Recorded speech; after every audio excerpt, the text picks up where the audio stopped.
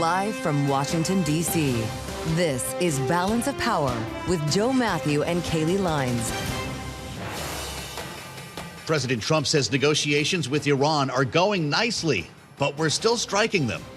Welcome to the Tuesday edition of Balance of Power, as the Pentagon says it carried out self-defense strikes in southern Iran, even as the markets bet today on peace. I'm Joe Mathieu alongside Kailey Leinz, coming off the long weekend with her eyes on Wall Street here. Kailey, the Pope talking about artificial intelligence, the president talking about war and peace. It's just another day in Washington.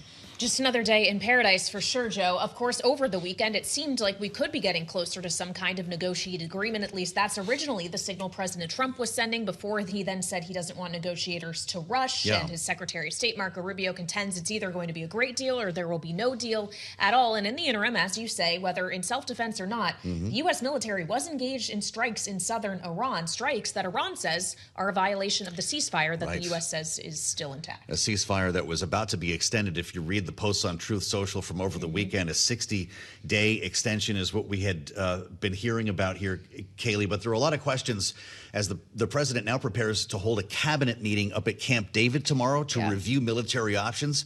It's hard to tell if we are closer or further away from peace. We'll get an update from Tyler Kendall, who's going to join us live from the White House, and insights today as well from Heather Conley at the American Enterprise Institute. I feel like we've been asking a lot of the same questions about the trajectory of this war. Yeah, in many ways it feels like Groundhog Day, but we also have a lot of unanswered questions as to what exactly the U.S. military has spent and is still spending, not just in terms of monetary figures, but of course actual munitions. And we have a very important conversation coming up this hour with Tim Cahill of Lockheed Martin. He heads up their missiles and fire control section of their business, and it is missiles. In many cases, expensive missiles shooting down cheap Iranian drones that we have been talking about for the duration of this conflict. They're expanding their manufacturing capacity in Troy, Alabama. Mr. Cahill is going to join us to talk about that and whether it's even possible for Lockheed to meet this demand. Yep, so looking forward to that conversation. We also have to talk about the fact that it's runoff day in Texas. Really important Republican Senate primary runoff happening between John Cornyn and Ken Paxton. So we have a lot to get to this hour. We better get started. And we start, as always, with a check on the markets. Charlie Pellet's up in New York with that. Hey, Hi, thank you very much. And what's happening as I speak, we're looking at the lows of the day on the Dow Jones Industrial Average, United Health, Chevron, Cisco, all weighing on the Dow right now, down just about 150 points on the industrials, down by 0.3%. The S&P 500 index, so pushing higher, 75.11 where we stand. Could see another record today on the S&P, just about an even split on the S&P 500. It is showing a gain now of about 0.5%. The NASDAQ Composite Index up 250 now, higher by another 1%. Indeed, a record there. The NASDAQ 100 Index up 1.5%. And the Bloomberg Mag 7 Index just about flat on the day right now. All of this with the VIX right around 17. The 10-year 4.50%, the 2-year 4.06%, and the 30-year 5.02%.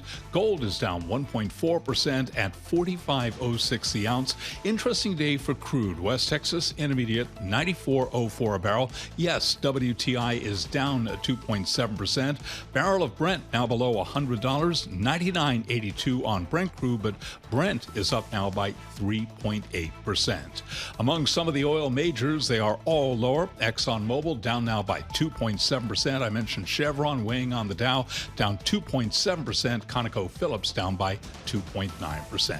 So again, recapping, Dow Industrials declining by 0.3%. We've got the S&P up 38, up now by 0.5%. For on-demand news 24 hours a day, subscribe to Bloomberg News Now wherever you get your podcasts. Joe and Kailey, that is a Bloomberg Business Flash. All right, Charlie Pellet checking on the markets for us. Thank you so much. I'm Kailey Leinz alongside Joe Mathieu here in Washington, where it seems like we've been telling you a pretty similar story for weeks now. Stop me if you've heard this one before.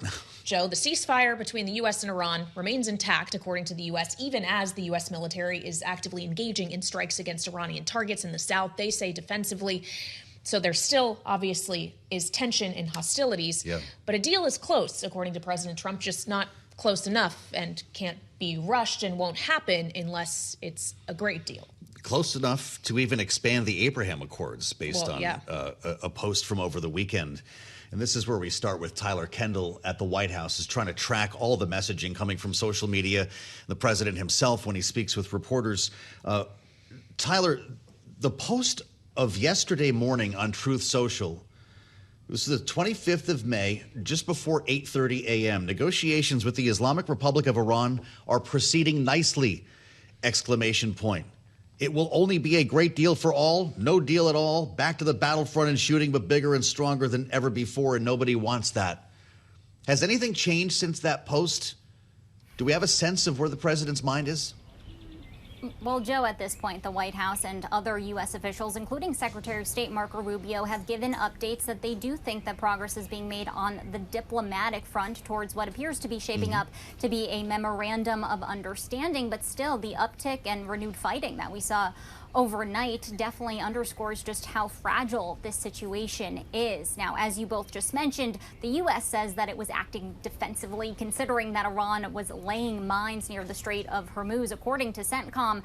And while Iran has said that it is prepared to retaliate and that this violates the ceasefire, we also got indications earlier today that Iran is still maintaining that negotiations are ongoing. And that came perhaps through confirmation from Iranian state media that a delegation that arrived yesterday in Doha is staying there through today to continue talks on some of the biggest sticking points. And that delegation actually includes Iran's central bank governor, amid what our understanding is talks about potentially unfreezing Iranian assets as part of what could be the first phase of a potential agreement. Now, I say first phase because, as you both well know, it appears the U.S. could be moving towards a phased agreement where maybe there could be this reopening of the Strait of Hormuz, the U.S. lifts its naval blockade, and then we would see negotiations on any potential curbs around Iran's nuclear program and what happens to that stockpile of highly enriched uranium. But Joe and Kailey, at this point, we haven't really gotten any tangible specifics from this White House on what could be included in that agreement. And if we really are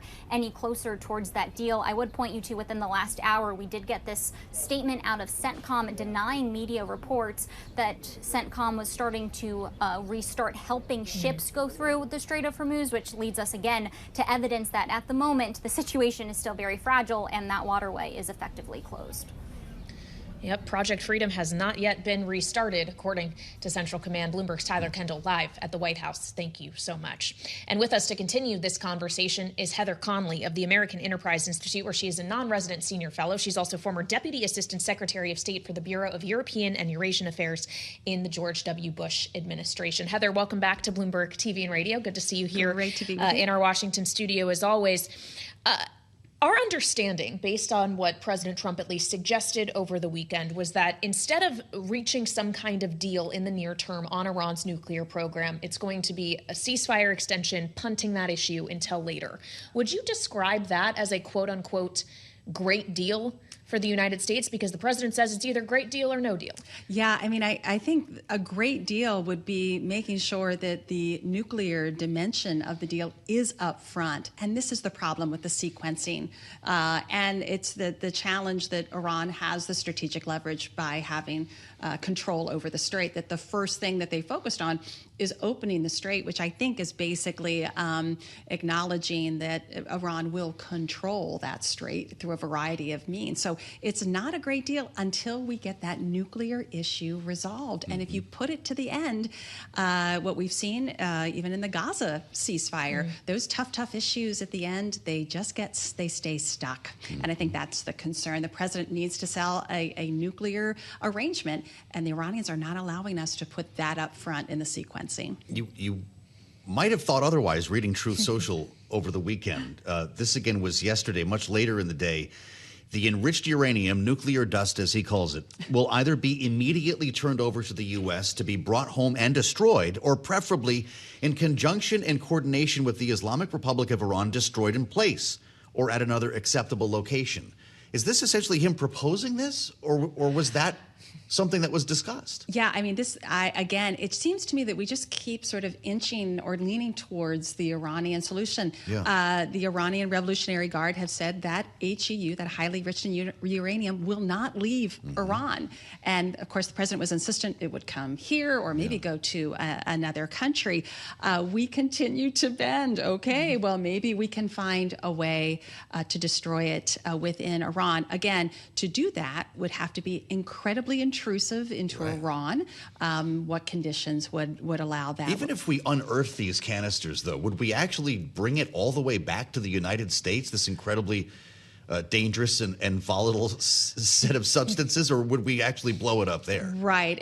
But to your point, we will find out what state it is in. And this is, we don't know. We know the tunnels have been closed and crushed. This has been an issue for discussion originally, like way back in the beginning. It was, to go to Russia. That was, said no. Then maybe to the U.S. But you're right. The transit of this highly enriched uranium has to be done extremely carefully, done under the most, transparent and austere conditions, of course. Well, so obviously the nuclear program is one thing, and these negotiations, at least that we understood to be between the U.S. and Iran, with mediators, of course, the ones facilitating that conversation. But President Trump is also arguing that this is going to go potentially much broader than that, as he seeks an expansion of the Abraham Accords. To quote him directly, he hopes that countries, including referring to Jordan, for example, simultaneously sign on to the Abraham Accords. Mandatory, he suggests that should be. And I just wonder how you think that actually fits into this puzzle here, Heather. So I think what the president's trying to do is reframe this as really a reorganization of the Middle East, that in part the June 12th, 12-day war last year, this ongoing conflict is reorganizing this, and to create a win out of it, which would be transformational, of having these countries recognize Israel. The challenge is we have to go back to Gaza again. The war, and really that has not resolved itself in helping a Palestinian Authority create itself.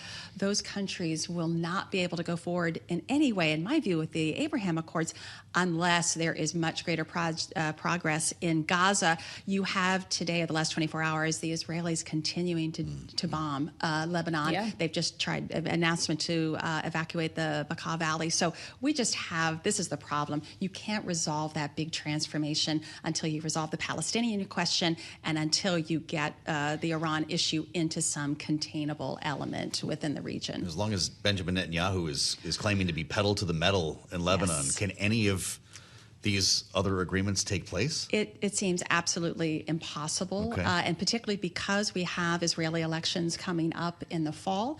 I think they're going to wait to see if there's some changes potentially there. And I think you saw in this flurry of diplomacy with the president speaking to all of these leaders as we headed into the holiday weekend, the Israelis are very concerned about being part of a deal that really fences them in, that they cannot take action which they believe is defensive, and it just continues to erode the hopeful stability that needs to come to this region desperately. Well, of course, Benjamin Netanyahu was not very satisfied with the original JCPOA agreement back in 2015. With the way things are tracking, Heather, do you think he's going to find more satisfaction with whatever the outcome is this time? Well, we don't know what this deal is, so but absolutely. I mean, again, if you start before this conflict, the Strait of Hormuz was open. Now this is a huge bargaining chip for the Iranians. We now have really pedaled back on ballistic missiles, on proxies. We're focusing on the nuclear issue, but as we've discussed, where is that HEU, that highly enriched uranium, going to go? And at this point, with this latest ceasefire violation, I think you're going to continue to see some reprisals, both by the Iranians and the Americans. They're laying more mines. They're striking against U.S. aircraft. This is not a ceasefire. It's a reduction in violence that can flare at any moment. So you imagine the conversation that might be had tomorrow at Camp David. The president will be having a cabinet meeting. Apparently it will be Tulsi Gabbard's last. They don't go up there for nothing, of course. In our remaining moment, what type of options might he be presented with? Yeah, I mean, there aren't really great options here.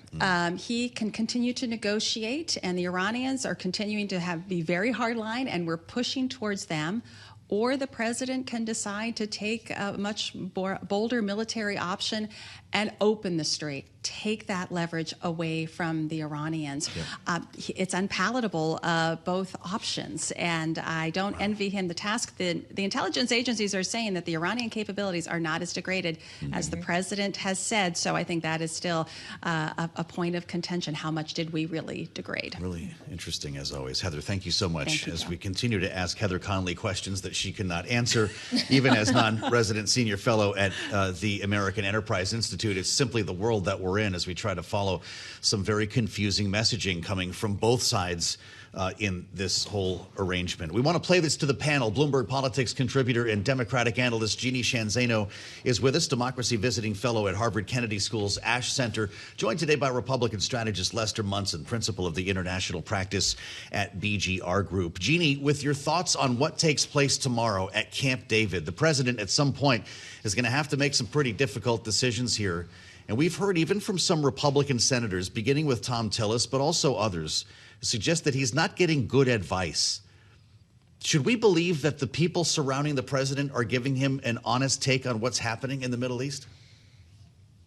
Yeah, I mean, we certainly hope so. But if those are the same people who got him into this war, then he is not getting good advice. But we are here now. You know, there was a statement by the supreme leader in honor of Hajj, and he said the hands of time don't go backwards. And that's something we have to keep in mind. We are in a very difficult place right now. The U.S. has three options: military, maintain the status quo, and that's a big problem for the international economy, or negotiate a deal like the president is trying to do. But if that deal puts nuclear questions, as Heather was just talking about, at a second or third round, that is going to be a deal that benefits the Iranians. The U.S. and Donald Trump will have lost, and that is a horrific situation for the U.S. to be in. So I hope he's getting better opinions and better advice now than he was at the beginning of this thing, which got us here. Well, it becomes a question of not just the advice he's given, but whether or not he chooses to heed it, right? Lester, we've heard repeatedly that the one calling the shots here ultimately is the president. Are you getting a consistent message from him as in terms of what course of action he prefers?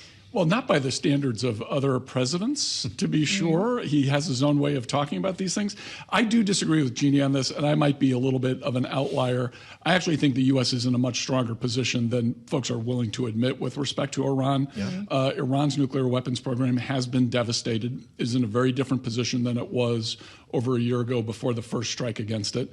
And that is the real threat to the region at the end of the day. A nuclear-armed Iran is totally unacceptable. I think the president acted a couple of last year and this year made some tough decisions to act against Iran's nuclear weapons program. So the fate of the enriched uranium here, it really is the key. If he can negotiate with the Iranians to completely withdraw all of the enriched uranium out of Iran, and that might take a couple of months, then the U.S. is going to be in an even stronger position, and so will the rest of the Middle East, frankly. The president said that negotiations with Tehran are proceeding nicely, Jeanne.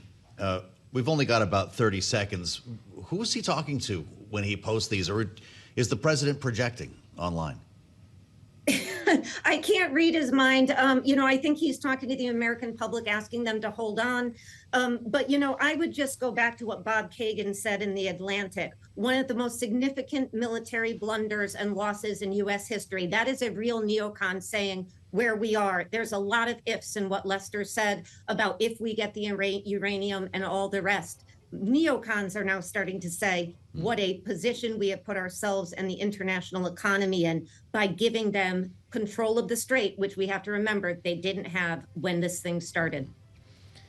Just 10 seconds, Lester. If we don't get the uranium, is this a loss for the United States? No, it's not. I think we're actually in a better position than we were before this started.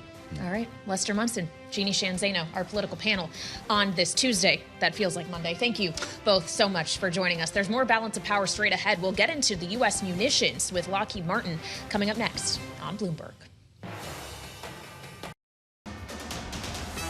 It's 121 on Wall Street. We do check markets all day long. Here at Bloomberg, we have got the Dow Jones Industrial Average declining. We're down now by 0.3%. Yes, off session lows, but the S&P 500 index is heading in the other direction. The S&P at 7507, looking at a gain right now of 34 points, up by about 0.4%. The Nasdaq Composite Index trading at a record up 231, now up 0.9%. The Nasdaq 100 Index surging 1.4%. So a rally in techs underway today. The 10-year 4.50% with a 2-year 4.06%, and the 30-year 5.03%. All of this with a VIX just above 17. Spot gold is down $64 the ounce to $45.06, down 1.4%. West Texas Intermediate crude oil down 2.8%, $93.90 a barrel. But an interesting day. Yes, we got Brent below $100 at $99.79 a barrel. It is up by 3.8%. Knicks win. Madison Square Garden shares trade at a record. Shares of Madison Square Garden Sports up now by 2.5%. This after the Knicks completed a series sweep over the Cavaliers to advance to the finals for the first time since 1999. Joe and Kailey, that is a Bloomberg Business Flash.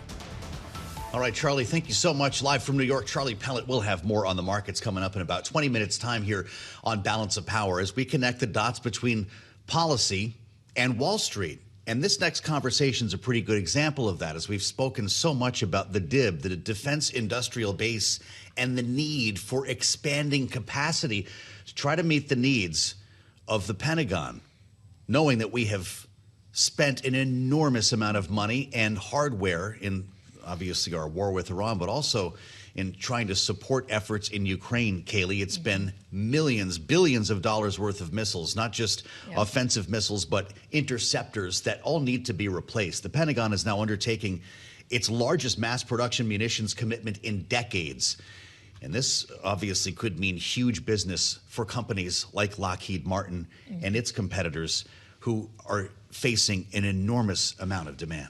Well, that's certainly the case. Demand that has perhaps been heightened given the depletion of munitions we've seen in this conflict in the Middle East. According to Central Command, U.S. Admiral Bradley Cooper, as of May 14th, the U.S. had expended 13,629 munitions. Stockpiles that will need to be backfilled if they want to be able to be deployed in future conflicts. But of course, Joe, there is a lead and a lag time to this. And it is all the conversation we want to get into now as we turn to Lockheed Martin's president for missiles and fire control, Tim Cahill, who is joining us now here on Bloomberg TV and radio. Tim, welcome to Balance of Power. We appreciate you joining us. You, of course, last week just held a groundbreaking for an expansion of facilities in Troy, Alabama, Building 47, where you focus on THAAD specifically, a number of which we know have been deployed in the Middle East in just the last few months. And of course, conflict elsewhere as well. We only have a couple hundred left of these, according to reports. So how quickly can your new facility ramp up and get these back into the hands of the U.S. military? Yeah, well, first, good afternoon, Kailey and Joe. It's a pleasure to be here. Thank you. Well, so directly, we are putting significant urgency, dollars investment into building rapidly. And speaking of the THAAD interceptor, of course, as you used as an illustration, the answer is we've already started to increase THAAD capacity out of the existing floor plan that we have at Troy, Alabama, and we're going to continue to do that. This particular expansion will double the size of the facility and will quadruple the number of THAAD interceptors that we're able to produce. And if you're wondering about that math, you can see behind me some of the robotics and some of the high technology additive manufacturing systems that we're going to bring into play in Troy to do exactly that. So when we think about, Tim, and it's great to have you with us here, I'd love to know everything that's behind you in that shot. When we think about the incredible demand that's coming from the Pentagon right now, is it up to Lockheed basically to expand as quickly as you can to meet that demand? And is the Pentagon helping you do so? Well, so it isn't just up to Lockheed, which I'll get into, and absolutely the Pentagon is helping. In fact, the Pentagon is driving this, and through their leadership and innovation, and in our partnership with both Lockheed Martin and all of our major suppliers and their entire supply chain, we're all working rapidly to move at a pace that's never been moved before.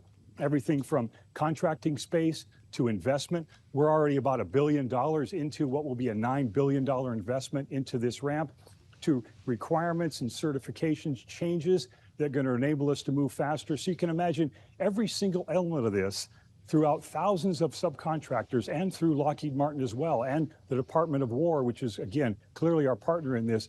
We're all hands on deck to make sure that this happens. Well, as you consider that ramp up, even with the assistance of the Pentagon, are there still constraints to the speed at which you can ramp up capacity, whether in the supply chain or elsewhere? What are the headwinds facing this effort, Tim? Yeah, Kailey, that's a great question. And you can imagine if you have thousands of suppliers and tens of thousands of parts, and you need every single one of them, anything can become a bottleneck. But to first order, absolutely, we are addressing everything from material, things like titanium, which is critical to the build of solid rocket motors, all the way through advanced circuit boards. These are actually pretty intelligent machines that we are building. They're not just simple ballistic rockets. And so all those components have to come together. And fundamentally, what we are doing is, in partnership with the Department of War and all of our suppliers, is that we are methodically going through every single potential choke point, every single, if you will, iron bar, everywhere where there is a potential for something that could hold us up. And we are trying to crush each of those things one by one. And whether it's getting materials faster, getting buildings built faster, whether it's looking for alternative places that we can get material that we haven't had before, or whether it's in contractual space, requirement space. There's a lot of places that we can work with the Department of War and our suppliers to find things to do more efficiently. And particularly now, I think it's all about the sense of urgency. How can we do this faster?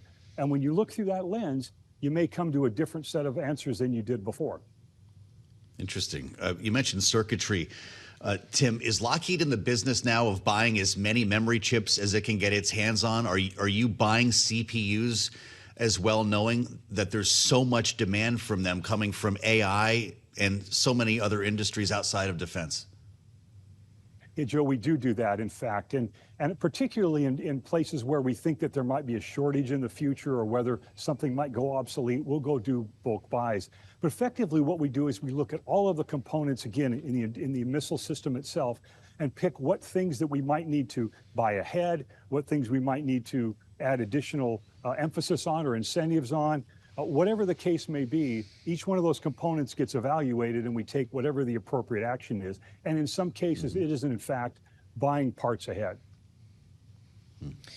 Well, when we consider the parts you are buying, Tim, and what they go into, we've had an ongoing conversation, and frankly, we've had it for years now, as after Russia invaded Ukraine and drone warfare came to the forefront. But obviously, we're seeing that now in the Middle East as well, as we see these cheap Iranian Shahed drones being shot down by missiles that are much, much more expensive, in the millions of dollars. How is Lockheed thinking about addressing that asymmetry we're seeing on display in this current conflict? How do you do these cheaper and more efficiently for if there are enemies of the United States who can attack cheaper and more efficiently?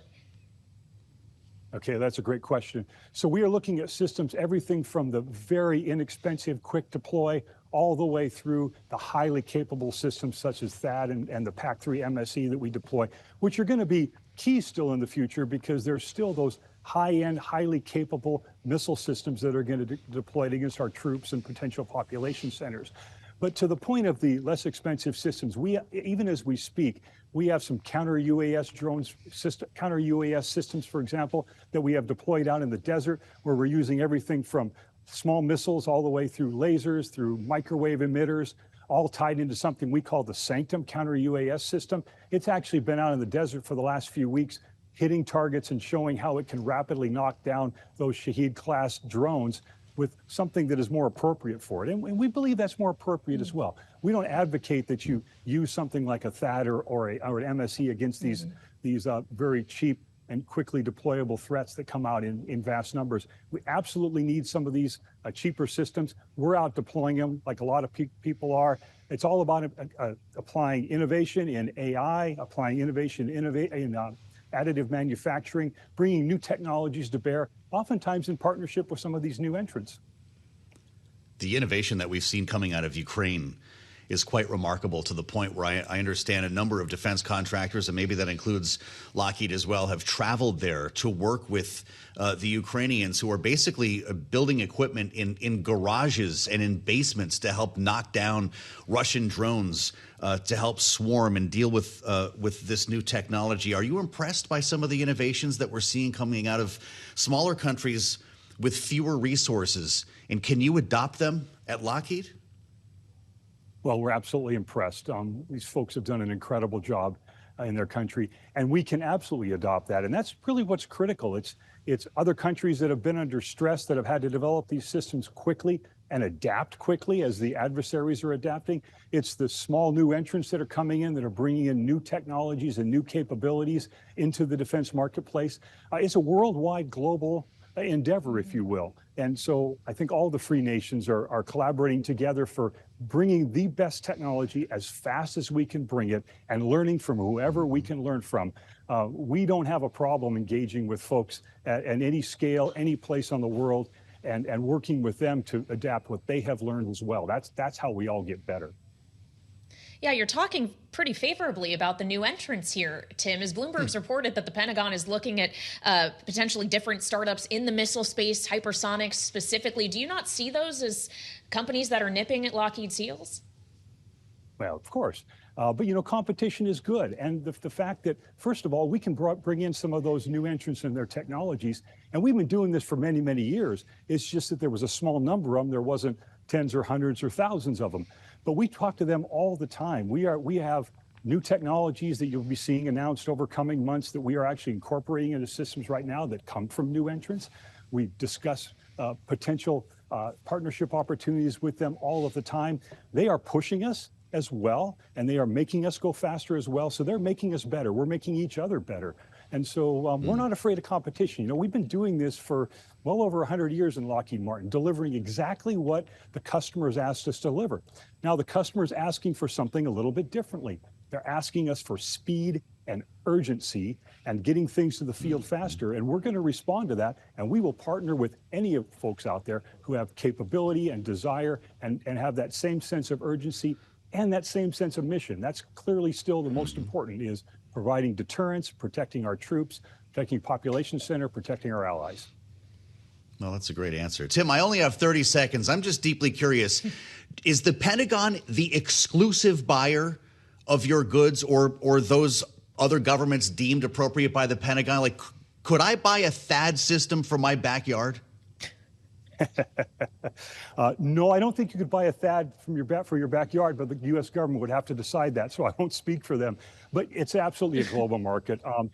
THAADs we sell to a number of countries. We sell them through the United States government with their approval. PAC-3 MSE is to dozens of countries, and in fact, across the board, we have operations at about 60 different countries across the world. So this is a global operation. Supplying our allies as well as the United States is critically important to us. I guess I won't need one for the backyard. Tim Cahill, Lockheed Martin, great to have you with us, sir. We appreciate your insights. I'm Joe Mathieu alongside Kailey Leinz on Bloomberg. It's 1:40 on Wall Street. We do check markets all day long here at Bloomberg. We've got the Dow lower right now, but the S&P, NASDAQ, they are both advancing. Yes, a holiday shortened trading week. Back to work Tuesday. Stocks joining bonds higher as hopes for a peace deal between the U.S. and Iran are overshadowing military strikes in the Persian Gulf. So here's where we stand. We do have the S&P 500 index holding above 7,500, 7,504. We're off session highs, very much so, up 30 points, so a gain now of 0.4%. Dow Industrials in the red, now looking at a loss of 194 points on the Dow, down 0.4%, while NASDAQ is up 211 for NASDAQ, a gain now of 0.8%. The Bloomberg Mag 7 index lower by 0.3%, the VIX holding just above 17, with the 10-year at 4.50%, the 2-year 4.06%, and the 30-year 5.03%. Gold now below $4,500 the ounce at $44.99 now. It is down 1.5%. Silver down 2.6%. Barrel of Brent crude, $99.64. It is up 3.6%. So Brent below $100. West Texas Intermediate crude now $93.87 a barrel. Barrel of WTI down by 2.8%. We're keeping an eye on shares of BP down 4.4%. BP's board has fired Chairman Albert Manifold just months into a job after serious concerns were raised about governance standards, oversight, and conduct. Again, BP down now by 4.4%. Recapping, S&P 500 index up now by 0.4%. The S&P higher by 31 points. For on-demand news 24 hours a day, subscribe to Bloomberg News Now wherever you get your podcast. I'm Charlie Pellet, and that is a Bloomberg Business Flash. All right, Charlie Pellet checking on the Tuesday markets for us as trading gets going for the week. Thank you so much. I'm Kailey Leinz alongside Joe Mathieu here in Washington, where, of course, it's not just any Tuesday. It's a primary runoff Tuesday in the state of Texas. We're going to have a lot of these now that we're in primary season. It was last Tuesday that we were in Georgia for that state's primary, but it was the day also a week ago today that President Trump decided to weigh in on the Texas Republican Senate runoff, throwing his endorsement behind the state attorney general, Ken Paxton, not the incumbent four-term Senator John Cornyn. It's amazing. 24 years in the Senate, and it really could be up tonight. It is widely expected that John Cornyn is going to lose this runoff to the MAGA alternative, the man who President Trump saw as more loyal, but many Democrats see as easier to beat. And that's going to be the question here, is whether the candidate quality is enough to emerge from this runoff to not allow Democrats to flip the seat. We've got a couple of great voices lined up here. Julie Fine, of course, is our Texas bureau chief. She's going to weigh in from our Dallas bureau. And Dr. James Henson of the Texas Politics Project at the University of Texas at Austin will be with us as well. Julie Fine, let's start with you. Is this the swan song for Senator John Cornyn? I mean, certainly we're looking at a close race tonight, or it appears that way. I mean, Senator John Cornyn's certainly been battling back. As you know, Joe, he really wanted that endorsement from President Trump. He did not get that. That went to Ken Paxton. That naturally would give Ken Paxton the advantage. Ken Paxton, however, also was leading before that endorsement came out in the polls. So whether it's a swan song will really depend on how many people come out to vote, and if people that didn't vote in the primary in the first place now come out for that runoff. Julie, can you just walk us through the financials here, the money that has been spent in this primary and in this runoff? Republicans spending money against Republicans. I mean, certainly John Cornyn raised a lot of money. This race is in the over $80 million, I believe, at this point, and you haven't even gotten to the general. That is a serious question facing Republicans now. John Cornyn really outraised Ken Paxton. If Ken Paxton wins, it will show that all the money in the world didn't make the difference. But you're looking at a general election against James Tallarico, who has shown so far that he can raise money, and that's all he's had to do the past few months. While the Republican candidates went after each other, James Tallarico could just continue to fundraise. There were a couple of other races that we're watching here. The 18th district, really something. Christian Menefee, who did his first broadcast interview right here on Balance of Power the day after the primaries, going into a runoff here with Al Green, Colin Allred in the 33rd, trying to get back to the House. Colin Allred, pull this off. Julie Fine, you've been talking to him for a lot of years. You know, Colin Allred's people feel pretty confident going into this, but this certainly turned out to be a very nasty race. I mean, at one point, Colin Allred was actually backing Julie Johnson. Now those two have really been going at it. Colin Allred has had a really interesting road. As you know, he chose to elect Congress.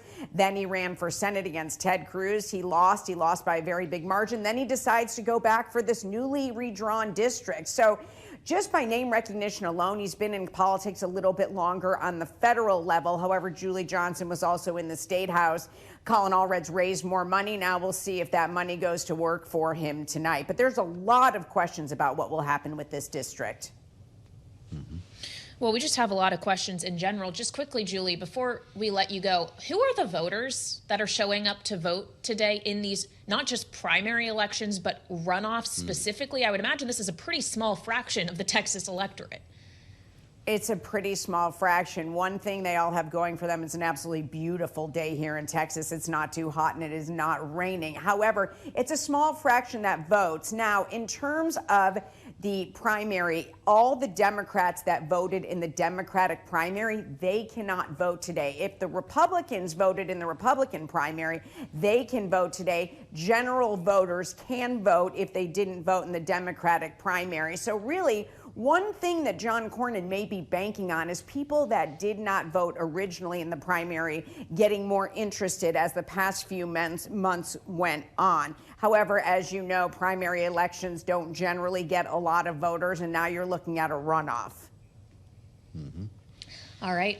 Bloomberg's Texas Bureau Chief Julie Fine joining us on this runoff day. Thank you so much. As Julie mentioned, of course, Texas now dealing with a new congressional map this cycle, which has led to some interesting primaries on the Democratic side. It seems, though, Joe, we won't get a new congressional map in South Carolina. According to NBC, the state Senate in South Carolina shot down that redistricting effort. It has now failed in the South Carolina state Senate. So perhaps we won't see Jim Clyburn, the incumbent Democrat in South Carolina's sole Democratic district, drawn out of that. Well, just keep your eyes on Truth Social, because I have a feeling the president might have something to say there. That's a really important development here as we track the races today in Texas, knowing that this redistricting effort is not done or isolated to this cycle. We'll be talking about this going into 2028. Yes, indeed we will. But let's stick with 2026 for now and get back to Texas specifically as we turn to Dr. James Henson, director of the Texas Politics Project at the University of Texas at Austin. Dr. Henson, welcome to Bloomberg TV and Radio. A week now since President Trump endorsed Ken Paxton for this Senate seat. Does that mean that the result today is all but guaranteed to go for him? What does the polling bear out at this point? Well, I think it's close to all but guaranteed. I mean, I think throughout this race, we've been, sort of adding the caveat to the fact to this race that John Cornyn, has not been the most popular Republican for a long time. Yet, as you pointed out, has served in office in one guise or another for decades, literally, and has had that Senate seat for decades.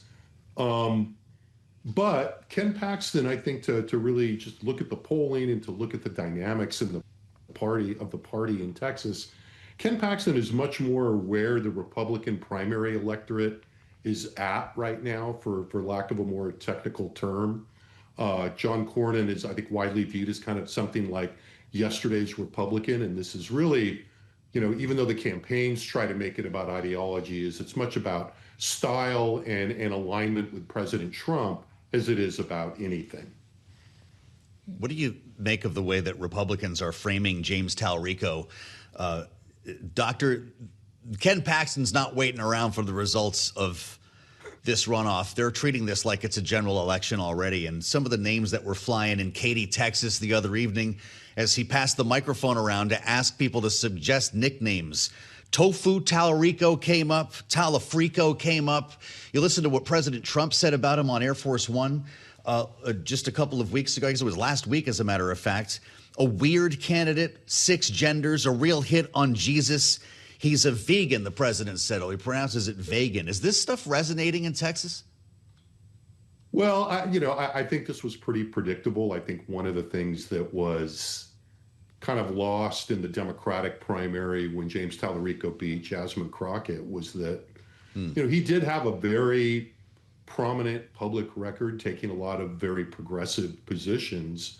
And I think it was bound to come back in the general election setting. So, look, I think this is about making sure that, there's no Republican defections, which I think is not much of a problem. But also to speak to more conservative-leaning independents as Republican operatives and the Paxton campaign and its allies anticipate winning and anticipate a very Democratic year in Texas, playing on Talarico's positions in the way that you're talking about and using this kind of Trump style, which I was sort of alluding to a minute ago, are really all about making sure Republicans don't stay home and that there's, not leakage among non-Republican voters when we get around to the general election.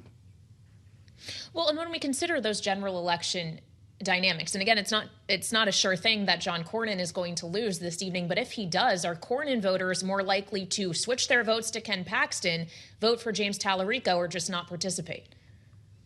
Well, we don't know that. I mean, I think that's one of obviously the big questions. In some polling that we did in April at UT Austin, one of the things we found, though, was that not by a huge margin, but by a slight margin, Cornyn voters actually were more likely by a little bit to vote for Paxton than Paxton voters were to vote for Cornyn in general election matchups against Tallarico. So I think one of the things that's been, I think, a little bit misestimated here going into the general election is the degree to which Cornyn was obviously a better candidate for Republicans. Cornyn is marginally more well-liked among some Democrats and independents, but it's really not a big difference. And actually, you probably have a bigger problem with Republican turnout if Cornyn is the candidate than if Paxton is the candidate. Because as I've said, Paxton is just much more in touch with where the Republican electorate is right now. That shows up in virtually all of the numbers. And that's the big dilemma for Republicans thinking about the general election. Should Paxton win the election, is how do you weigh the need to make sure that Republicans don't lose morale in a very pro-democratic environment, even in Texas, in this election cycle, versus what you might lose with persuadable voters. And I think it's just too soon to tell. We're going to need to see what happens this summer with the economy, where Trump is, and what things are looking like after Labor Day. Well, with that said, you were in the field in April, but the Texas Politics Project poll finds in each matchup, Tallarico leads by 7 points against Cornyn, 40% to 33%, and by an indistinguishable 8 points against Paxton, 42 to 34. How should we read this then? This is Tallarico's race to lose. Yeah, I mean, I think I would not read it that way, honestly. I think what you have to do is look at look at those numbers, is notice that if you look at by party breakdown in both of those matchups, Tallarico versus Cornyn, Tallarico versus Paxton, Tallarico gets virtually all of the Democrats, 80%, which is all given the tension level in April. Neither Paxton nor Cornyn were able to attract more than about 60%. I think one had 60 and Cornyn had 60 and Paxton had 61, so statistically indistinguishable.